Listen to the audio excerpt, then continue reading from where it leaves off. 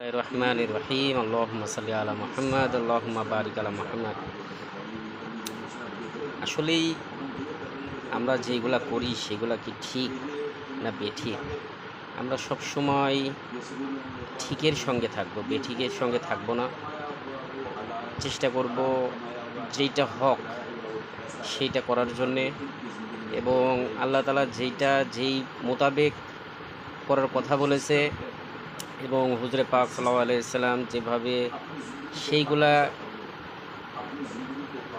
করার নির্দেশ দিয়েছে, তার মানে হুজুরে পাক সাল্লাল্লাহু আলাইহি সাল্লামের অনুকরণ করা, যেভাবে করলে আল্লাহ তাআলা খুশি হয় সেভাবে করার চেষ্টা করা। আসলে আমরা যে কাজগুলা করি সেগুলা কিন্তু আমাদের নিজের মনের ইচ্ছা মোতাবেক করি, কিন্তু আসলে আল্লাহ তাআলার কাছে গ্রহণযোগ্যতা শুধু একমাত্র আল্লাহ রসুল যেভাবে করেছে যে কোনো জিনিস। যেমন আপনি পানি খাবেন, পানি খাওয়ার ভিতরেও যদি আল্লাহ রসুলের তরিকা থাকে, আল্লাহ রসুল যেভাবে খেতেন সেইভাবে যদি আমরা খাই, তাহলে সেইটা ইবাদতে পরিগণিত হবে। আর যদি আমরা সেইগুলা নিজের মতো করে, যেমন আমি পানি যেভাবে ইচ্ছা সেভাবে খেলাম, এটা কোনো বিষয় না আমার কাছে। কিন্তু আমি যদি পানিটা মূলত আল্লাহর নাম নিয়ে বিসমিল্লাহ বলে খাই, বসে খাই, এবং পানি তাকিয়ে খাই, এমনও হতে পারে দেখা যাচ্ছে আমি পানি গিলাসে হোক বা যে কোনো জিনিসে হোক ঢেলেছি, কিন্তু পানির ভিতরে হয়তো বা পোকা থাকতে পারে বা পোকা পড়েছে, এমনও হতে পারে। যদি আমি পানিটা তাকিয়ে খাই তাহলে দেখা যাবে কি ওর ভিতরে যদি কোনো বিষাক্ত পোকা পড়ে থাকে, সেটা আমার চোখে পড়লো, আমি তাহলে পানিটা খেলাম না। এতে কি হলো, আমার দেখে খাওয়া এটা একটা সুন্নত, বসে খাওয়া এটা একটা সুন্নত, তারপরে বিসমিল্লাহ বলে খাওয়া এটা সুন্নত, 3 নিঃশ্বাসে পানি খাওয়া এটা সুন্নত। এই যে জিনিসগুলা যদি আমরা চেষ্টা করি করার জন্যে, তাহলে এগুলা কিন্তু ইবাদতে পরিগণিত হবে।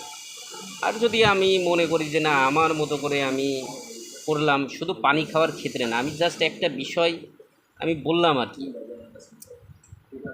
এমনও প্রচুর কাজ আছে, প্রচুর বলতে প্রত্যেক দিন সকালে ওঠা থেকে নিয়ে শুরু করে ঘুমানোর আগ পর্যন্ত প্রত্যেকটা কাজ, এটা এটা আল্লাহ রসুলের তরিকা অনুযায়ী যদি করি, আমার প্রত্যেকটা সকাল থেকে রাত পর্যন্ত এটা আমার ইবাদতে পরিগণিত হবে।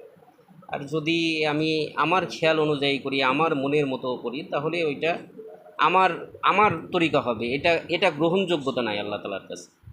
তো এই কারণে আমরা চেষ্টা করি যে আল্লাহ রসুলের প্রত্যেকটা বিষয়কে অনুসরণ করা, অনুকরণ করা। আর এগুলো আমার আমার কখন হবে, যখন আমি এগুলো জানতে পারবো। এবার জানতে হলে আমার কি করতে হবে, আমার কিতাব বা বই যেগুলো আছে ধর্মের লাইনে, এগুলো পড়ার চেষ্টা করতে হবে। কোরআন শরীফ আমরা যদি জানি তো আলহামদুলিল্লাহ, যদি না জানি সেটা শেখার চেষ্টা করা। তো এইভাবে আমরা যখন একটা বিষয় জানার চেষ্টা করব, আলেম আছে আলেমদের কাছে জানার চেষ্টা করব। আসলে জানা কিন্তু একটা মানুষের কাছ থেকে হোক মানুষের কাছ থেকে আসলে এখন জানতে গেলে মানুষ নিজেকে মনে করে যে আমি আরেকজনের কাছ থেকে জানবো,